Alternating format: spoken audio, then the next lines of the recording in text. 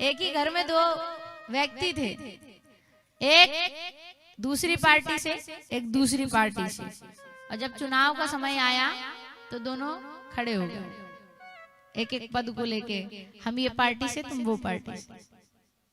अब दोनों के बीच में हो गई दुश्मनी, सगे भाई थे, दुश्मनी हो गई। अब दुश्मनी इतनी बढ़ गई, चुनाव तो दोनों ही हार गए, लेकिन बोले अब हमको साथ में नहीं रहना, बंटवारा करेंगे, बंटवारा होना चाहिए, बंटवारे की बात आ गई।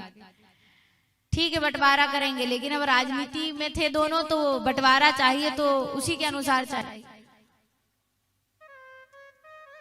तो घर के बीचों बीच एक लकीर पार दी गई, इस तरफ का घर मेरा और उस तरफ का तुम्हारा। ठीक है, जितने बर्तन थे, 6 पतीले थे तो 3 तेरे 3 मेरे, 10 गुंडियां थी तो 5 तेरी और 5 मेरी। सारे सामान की बराबर बराबर में बंटवारा हो गया। लेकिन लास्ट में क्या बचा बताओ? उनके घर थी एक भैंस और एक था कम्बल, एक ही कम्बल और एक ही भैंस। अब बोले इसका क्या करें? तो बड़ा वाला भाई बड़ा चतुर था। बड़े वाले भाई ने कहा एक काम कर, छोटे वाले को कहा दिन भर तू कम्बल रखना और रात के समय में कम्बल ले आऊंगा, हो गया बंटवारा।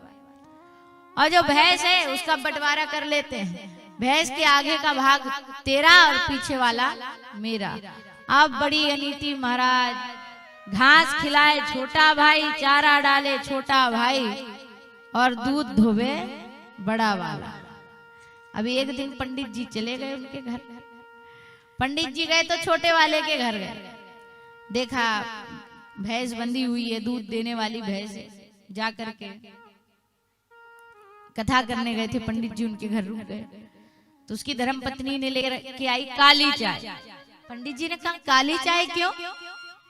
तुम्हारे घर तो भैंस है, हमने देखी। बोले महाराज भैंस तो है, लेकिन दूध देने वाला हिस्सा बड़े वाले का है और चारा डालने वाला हमारा। बोले ये तो बड़ी अनीति है।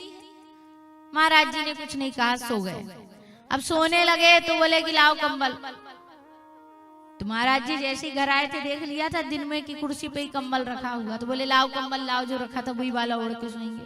बोले महाराज अब तो रात्रि के 8 बज गए, वो तो बड़ा वाला लेके गया।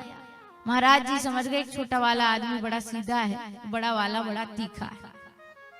अब उनने महामंत्र दिए दोनों भाइयों के बीच में।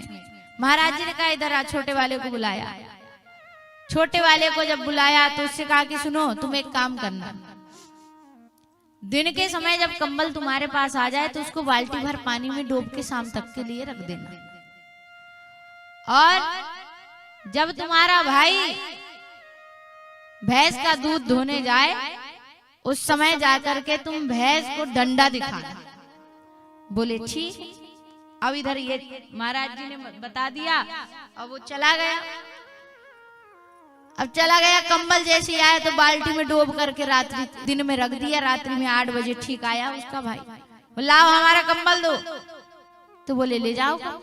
तो बोले गीला क्यों किया? तो बोले हमारे समय में हम कुछ करे, तुमको क्या, लेके जाओ। बड़ा वाला चतुर था, ओढ़ के सोता था, लेकिन दिन भर रखवारी करे छोटा वाला। अब महाराज जी ने मंत्र दिया तो दिन भर कंबल को डुबो कर रखा पानी में, और रात में कह ले जाओ। बड़े वाले ने ले गया, गीला कंबल ले गया। अब सुबह सुबह उठा, भैंस के पास गया तो पंडित जी की बात याद आ गई छोटे वाले भाई। वो भैंस के पास जाकर के दूध धोवे और ये इधर से उसको डंडा दिखाए। जब वो डंडा दिखाए तो भैंस एक लात उठा करके मारे उसको। अब उसने कहा अरे ये क्या कर रहा है, दिख नहीं रहा मैं तुझे दूध धो रहा हूँ? तो बोले तुम अपने जगह पर कुछ भी करो और हम अपने स्थान पर चाहे कुछ करें, तुमको क्या मतलब। फिर वो समझ गया।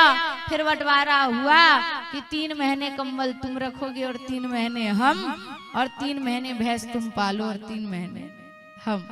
तो कई बार ऐसे ऐसे विवाद भाई भाइयों के बीच में हो जाते कि एक हाथ की जमीन के लिए कुल्हाड़ी तलवार चाकू निकल जाता है। तो उनको राम कथा से शिव कथा से प्रेरणा लेनी चाहिए कि जहाँ कर्तव्यों की बात आए पहले कर्तव्य पर ध्यान दे, और जहाँ शत्रुता की बात आए फिर बाद में शत्रुता पर ध्यान दे। तो बोलिए रामेश्वरम महाराज की।